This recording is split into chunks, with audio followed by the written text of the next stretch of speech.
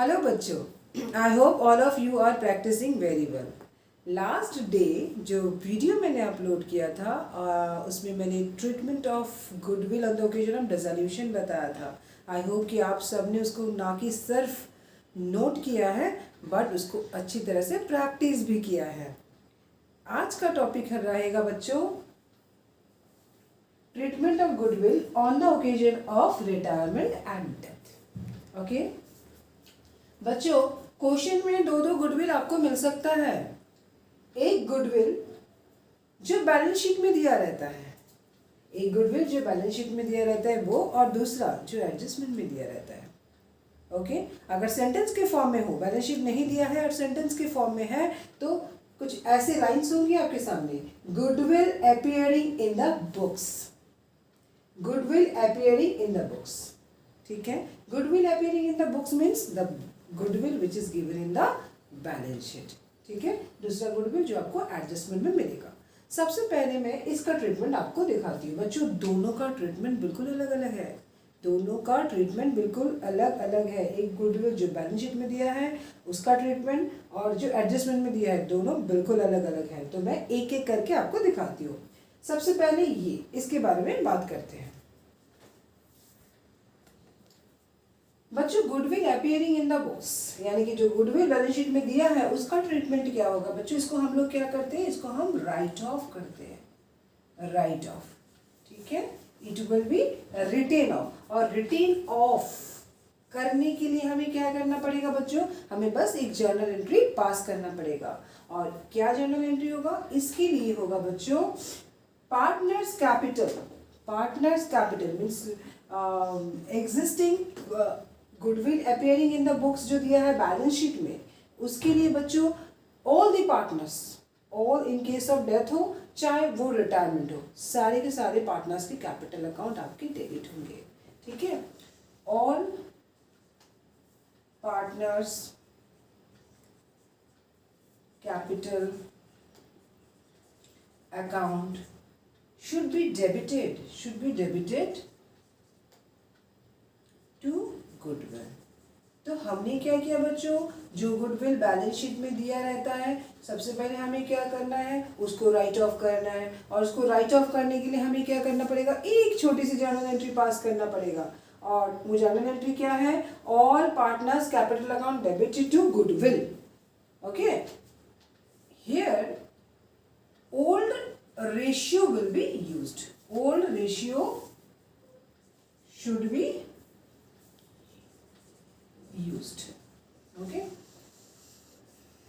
बच्चों ये जो goodwill appearing in the books है ना, जो बैलेंस शीट में दिया रहता है, ये गुडविल का जो ट्रीटमेंट मैंने अभी शो किया ये सिर्फ रिटायरमेंट और डेथ में नहीं होता बच्चों, ये change in the ratio, admission, retirement और डेथ चारों में यही सेम ट्रीटमेंट है। ठीक है, admission, retirement, death, change in the ratio, इन चारों ओकेजन में ही जो गुडविल बैलेंस शीट में दिया रहता है उसका एक ही ट्रीटमेंट होता है। और वो ट्रीटमेंट क्या है, you have to write off this goodwill and so that you have to pass this journal entries. आपको ये जर्नल एंट्री पास करना होगा जिसमें आपको सारे के सारे पार्टनर्स कैपिटल अकाउंट को, अगर फॉर्म में ए बी सी 3 पार्टनर है तो A's capital account debit, B's capital account debit, C's capital account debit to goodwill करना है आपको। एंड हियर डोंट फॉरगेट, यहाँ पर आपको बच्चों कौन सा रेशियो यूज करना है, ओल्ड रेशियो। ओके मेरे बच्चों, अब आते हैं नेक्स्ट एडजस्टमेंट वाला गुडविल पे। ओके बच्चों, अब आते हैं हम उस गुडविल पे जो गुडविल एडजस्टमेंट में दिया हुआ है। बच्चों जो गुडविल एडजस्टमेंट में दिया है उसका ट्रीटमेंट रिटायरमेंट एंड डेथ में सेम होता है। ठीक है, पहले आप इस कंसेप्ट के समझो कि ये गुडविल कौन सा गुडविल की बात हम कर रहे हैं, ध्यान से समझो। सपोज करो बच्चों A B and C, A B and C 3 partner हैं।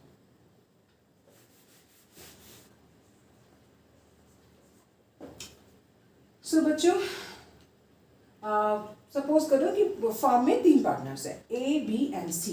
अब बी रिटायर हो रहा है, बी रिटायर होने जा रहा है। ठीक है, तो बच्चों आप लोग मुझे एक आंसर दो। देखो, जब पार्टनर्स बिजनेस में काम कर रहे थे तो तीनों ने अपने कैपिटल दिया, तीनों ने अपने आइडियाज़ दिए बिजनेस को, तीनों ने अपना लेबर दिया, टाइम दिया, है ना। अब जब बी रिटायर होकर बिजनेस से चला जाएगा तो जाते वक्त वो अपना कैपिटल, जो कैपिटल उसने बिजनेस में कंट्रीब्यूट किया, वो तो लेके ही जाएगा, और साथ में लेके जाएगा एक्यूमुलेटेड प्रॉफिट। साथ में जो भी जमा प्रॉफिट्स था वो एक्यूमुलेटेड प्रॉफिट्स को भी लेके जाएगा, और भी कुछ अगर फार्म से उसे मिलना है, रिवैल्यूएशन प्रॉफिट वगैरह, वो सारी चीज़ें भी लेके चला जाएगा, है ना। लेकिन उसने जो अपना लेबर दिया, अपना टाइम दिया, अपने आइडियाज़ दिया, क्या इसका बेनिफिट्स फ्यूचर में उसे मिलेगा? नहीं मिलेगा, है ना बच्चों। क्योंकि अब तो वो बिजनेस परमानेंटली छोड़ के चला जा रहा है, तो इन दैट केस बिजनेस में आगे जो ग्रोथ होगा उसमें तो उसका कुछ भी, उसे कोई बेनिफिट्स ही नहीं मिलेगा, है ना। तो आपको नहीं लगता कि जब एक पार्टनर रिटायर हो रहा है या डेथ हो रहा है तो apart of his capital, accumulated profits, revaluation profit, और भी अगर कुछ है जो उसे फार्म से मिलना है, उसका पाने का जिसमें उसको पूरा राइट है, वो सारे चीज़ के साथ साथ क्या उसे कुछ एक्स्ट्रा भी नहीं मिलना चाहिए? क्योंकि उसने अपना टाइम, लेबर और इतने ईयर्स कंट्रीब्यूट किया फार्म के लिए, है ना, और जिसका बेनिफिट उसके फ्यूचर में कुछ मिलेगा ही नहीं। इसीलिए बच्चों, apart of this thing, a retired partner or a deceased partner should get some extra amount, ठीक है। और वो एक्स्ट्रा अमाउंट किस फॉर्म में मिल रहा है किस फॉर्म में मिलता है बच्चों? गुडविल के फॉर्म में, ठीक है। तो फार्म का गुडविल दिया हो सकता है, ठीक है बच्चों, आपके पास फार्म्स गुडविल दिया हो सकता है, दिया जाता ही है। तो ऐसे केस में सपोज करो कि फार्म का गुडविल है 90,000, ठीक है, फार्म का गुडविल है 90,000। अब बच्चों देखो, apart of his capital, accumulated profit, revaluation profit, many more things in which he has right, the retired partner and deceased partner का जो राइट है, उसको छोड़ के भी जो एक एक्स्ट्रा अमाउंट वो बिजनेस से लेके जाएगा in the form of goodwill, है ना, उसका कैसे हम ट्रीटमेंट करेंगे वही हमें आपको दिखाना है। आई होप कि आप इस चीज़ को समझ गए हो कि गुडविल के फॉर्म में एक्चुअली में उसे क्या दिया जा रहा है ना, एक एक्स्ट्रा बेनिफिट्स किसके लिए? उसके कंट्रीब्यूशन के लिए, जो इतने दिन तक उसने बिजनेस में दिया था, अपना टाइम, अपना लेबर, है ना, अपनी आइडियाज, ठीक है। तो अब देखो बच्चों, फार्म का गुडविल दिया है, अब आते हैं हम क्यों दिया जाता है, ये मैंने बता दिया, ठीक है। अब देखो कि फार्म का गुडविल दिया है 90,000, ठीक है, suppose it is 90,000 and ratio is not mention in the question, ratio नहीं दिया है, तो हम लोग इन दैट केस 1:1 ही मान लेते हैं कि 3 पार्टनर थे, पार्टनर्स थे ए बी सी, और इनके रेशियो क्योंकि दिया नहीं है तो हम 1:1 ही मान लेते हैं। फार्म्स का गुडविल दिया है 90,000, तो बच्चों बी अगर एक रिटायरिंग पार्टनर है तो 20 शेयर ऑफ गुडविल, बी को कितना मिलना चाहिए गुडविल के नाम से बच्चों?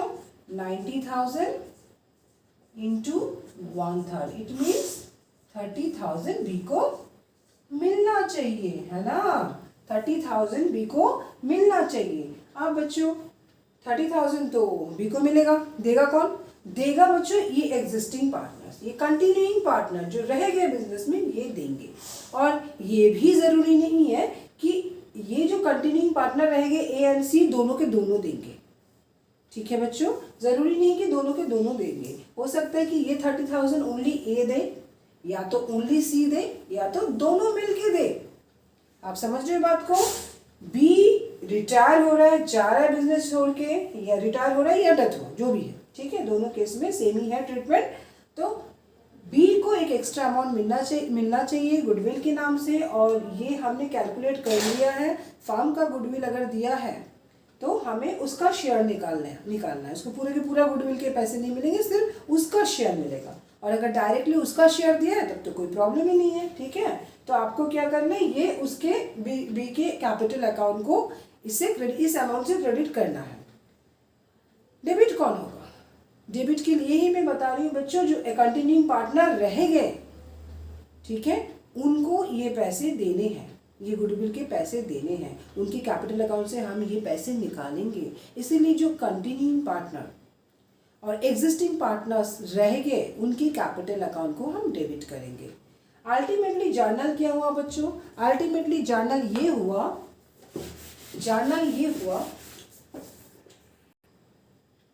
सी बच्चों, ये जर्नल है ना, this will be the journal. Continuing partners capital account should be debited to retiring or deceased partners capital account. हमने जो एग्जांपल दिया था उस एग्जांपल में बच्चों A and C continuing partner थे, है ना, जहां तक मुझे याद है, ठीक है। A's capital account, so in that case हम लोग क्या करते, एज कैपिटल अकाउंट डेबिट करते बच्चों टू सीज कैपिटल, है ना, कंटिन्यूइंग पार्टनर में कौन कौन थे बच्चे, ए एंड सी, तो A's capital account debit, C's capital account debit to क्या करेंगे बच्चों, टू करेंगे B's capital account, because B is the retiring or deceased partner capital account. तो ये रहा जर्नल आपका। अब देखो बच्चों अमाउंट कैसे पुट करोगे, देखो इतना तो क्लियर है कि बी को 30,000 मिलेगा। अब ये 30,000 ए एंड सी कैसे देंगे, it's depends upon their gaining ratio, ठीक है बच्चों, यहाँ गेनिंग रेशियो की हम यूज करेंगे, ठीक है। ए और सी जिस रेशियो से गेन कर रहे हैं उसी के हिसाब से वो 30,000 हम उनके अकाउंट से निकालेंगे। इस क्वेश्चन में न्यू रेशियो नहीं दिया हुआ था बच्चों। हम गेनिंग रेशियो कैसे कैलकुलेट करते हैं, गेनिंग रेशियो हम कैलकुलेट करते हैं new minus old. Gaining ratio हम कैसे कैलकुलेट करते हैं बच्चों, न्यू माइनस ओल्ड, है ना। अब न्यू माइनस ओल्ड क्यों बच्चों, क्योंकि न्यू में ज्यादा है ओल्ड में कम था, तभी तो गेन हुआ है बच्चों, है ना।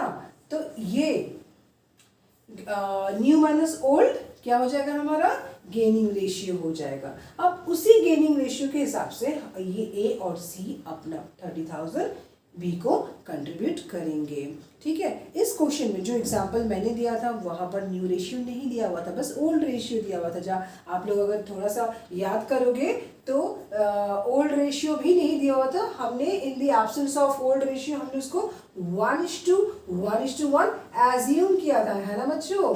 तो बी तो चला गया, अब बचा कौन, ए एंड सी, है ना। तो ए एंड सी 1:1 के हिसाब से 30,000 डिस्ट्रीब्यूट कर देंगे, तो यानी कि इक्वली करेंगे 15,000 15, ठीक है बच्चों, समझ में आया। मैं फिर से एक बार रिपीट कर रही हूँ इस चीज को। देखो जो गुडविल एडजस्टमेंट में दिया है वो क्यों दिया है वो तो मैंने आप लोगों को बता दिया था। अब जब उसका ट्रीटमेंट करेंगे, ट्रीटमेंट में हम क्या करते हैं बच्चों, हम कंटिन्यूइंग पार्टनर्स कैपिटल अकाउंट को डेबिट करते हैं to retiring or deceased partners capital account करते हैं। एक एग्जाम्पल के थ्रू मैंने ये समझाने की कोशिश की थी कि हमने एक एग्जाम्पल दिया था जिसमें ABC 3 पार्टनर्स थे, उनके रेशियो क्वेश्चन में नहीं दिया हुआ था, तो हमने एज्यूम कर लिया था 1:1, ठीक है। और यहाँ पर फार्म का गुडविल भी दिया हुआ था, जिसके हिसाब से हमने बी का रिटायरिंग पार्टनर और डिसीट पार्टनर्स का शेयर ऑफ गुडविल निकाल लिया था 30,000, है ना। तो सबसे पहला स्टेप आप क्या करोगे, share of deceit partners goodwill निकालोगे। शेयर ऑफ डिसीट पार्टनर और रिटायर पार्टनर्स गुडविल निकाल लिया आपने। उसके बाद उस गुडविल से तो उनके जो डिसीट पार्टनर है और रिटायर्ड पार्टनर है उनकी कैपिटल अकाउंट तो क्रेडिट होगा ही। डेबिट कौन हो रहा है बच्चों, जो कंटिन्यूइंग पार्टनर रह गए, ठीक है। डेबिट कौन, किनके कैपिटल अकाउंट्स हो रहे हैं, जो कंटिन्यूइंग पार्टनर्स रह गए। और किस रेशियो से हो रहा है डेबिट बच्चों, गेनिंग रेशियो के हिसाब से। मैं फिर से बता रही हूँ बच्चों, जरूरी नहीं है कि all continuing partners will gain, जो भी गेन कर रहा है। हमारे एग्जाम्पल में A and C continuing partner रह गए, तो जरूरी नहीं कि ए एंड सी या जो भी पार्टनर्स है कंटिन्यूइंग पार्टनर वो सारे के सारे गेन करेंगे हमेशा, है ना। हो सकता है कि उनमें से एक गेन कर रहे हैं, उनमें ये भी हो सकता है कि सब लोग गेन कर रहे हैं। तो जो भी गेन कर रहे हैं बच्चों, उस गेनिंग रेशियो के हिसाब से वो ये जो आउटगोइंग पार्टनर्स का गुडविल का शेयर है वो देंगे, ठीक है। तो अल्टीमेटली ये हो गया बच्चों हमारा journal for the goodwill which is given in the adjustment. ठीक है बच्चों, अब मैं आप लोगों को एक टास्क दे रही हूँ, उसका जो आंसर है ना वो आप लोग कमेंट बॉक्स में मुझे ज़रूर बताना। और एक बच्चों, और एक चीज़, मेरे वीडियो अगर अच्छा लगे तो उसको लाइक शेयर, और मेरे चैनल को अभी तक सब्सक्राइब नहीं किया तो सब्सक्राइब करना, अपने दोस्तों में शेयर ज़रूर करना, ताकि ये वीडियोस का बेनिफिट्स उन्हें भी मिले। ओके मेरे बच्चों, तो मैं अभी क्वेश्चन दे देती हूँ आप लोगों को, और आप लोग प्रैक्टिस करते रहो, ठीक है। ये रहा बच्चों क्वेश्चन, ठीक है। X, Y and Z are partners sharing profits in the ratio of 2:3:5. Goodwill is appearing in their books at a value of rupees 6 lakhs.